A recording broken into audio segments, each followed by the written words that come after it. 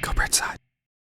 Hey guys, yo, this is your boy Hondo. You know what it is. Every Tuesday night, we bring you that live music. And here, I'm standing with the boy, Jules Jenssen. How you feeling, baby? I'm feeling good, man. That was fun. A lot of fun. It's crazy such an amazing in here. set. Such an amazing set. So I do have a question about you walked in here like with 4 bands worth of equipment. Yeah, it's the one-man band with a full band's worth of gear. Yes. Whoops. So now, why are you such a one-man show? Well, as a drummer, it's fun to find ways to cover some of the other bases. I've produced a lot of music for a long time and, did the production thing, whether it's making some other records or producing kind of electronic stuff. So I always like being, writing all the parts as well. I also love playing in bands too, but for this, it was just a fun project I can make on my own. I don't need to work around other people's schedules and, just have the kind of creative control. And it's so nuanced and there's so much kind of stuff going on with the rig that it would be hard to explain it to anyone else too. All right, so explain the nostalgia with your sound, because I heard the Mario Kart, the GoldenEye. Oh, yeah. You went back to the original Star Wars back in the day. You didn't take anything new. You went back to the original Star Wars. Gotta stick with the sampling. OG. Exactly. Also, I definitely want to say, you know what I mean? Bridgeside, the digital regime, think about the animals.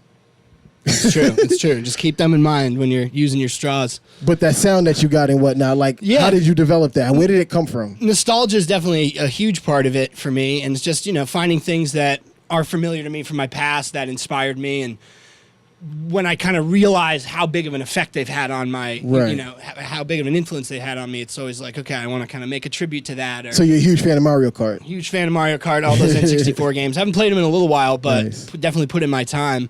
And then I guess that same kind of love of video games as a kid translated into loving production and things like that. So, I don't know, it's just fun to kind of ride my pirate ship around the internet and find cool old things that speak to me and just, bring people back. The nostalgia's big right now. That is so wicked. But I want to also understand, the Mad Midi sound of it, right? Yeah. So you're using animal noises, you're using clips from interviews, you're using people that's within the love of sound and love of music and just clipping it up. Exactly. That's really mind-blowing. It's fun. It's fun to mix it together, It's to mix it together with your beats. That's just something that you're inspired to do. Yeah, I mean, I've always loved adding vocal samples and just kind of, if it's not a song with lyrics that's the message is kind of baked in that way, it's fun to find, cool nostalgic things that allude to the overall message behind something in the same way good lyrics do. But it's kind of a new medium for that, So it's fun because it gives a creative freedom too to kind of make it. It's not just music. It's not just free range. Video. Yeah, it's it's fun because there are no rules. And I like that. Thing working on my own. It's just whatever comes into my mind I can do in the moment. So that's all. It's all part of the equation. So what do you have coming up for you next? You know what I mean? What's the next show? The next show it's going to be a great show. It's in Providence, Rhode Island, at the amazing Reliquarium. So it's this collective of amazing artists who fabricate nutty stage designs and stuff.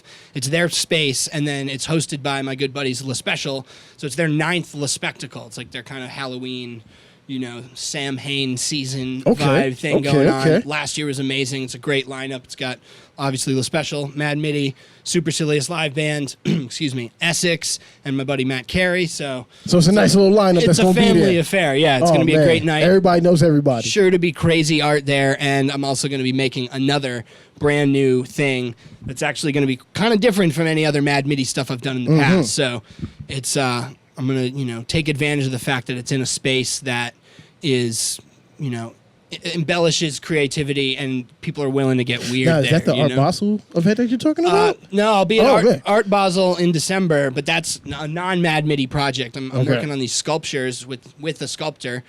Her name is Sandra Muss, and I'm taking Arduinos, if anyone knows what those are. That's very nerdy. Look them up. But making a weather station that takes environmental sensors from wind speed and humidity and all these things, and depending on the input level of each of those, creates different music and different playback to score these sculptures live. So those are going to be at Eden Rock in Miami Beach for the first week of December during Art Basel. I think they go up on the 4th of December. That's wicked. They're called Portals. So check them out. I'll be in there. I'll be in the mix. So social media, where can we find you online? Where's that at, baby? Absolutely. Instagram is at Jules Jenssen. So that's JULESJENSSEN, and Facebook at Facebook/Mad Midi, and YouTube is also Jules Jenssen.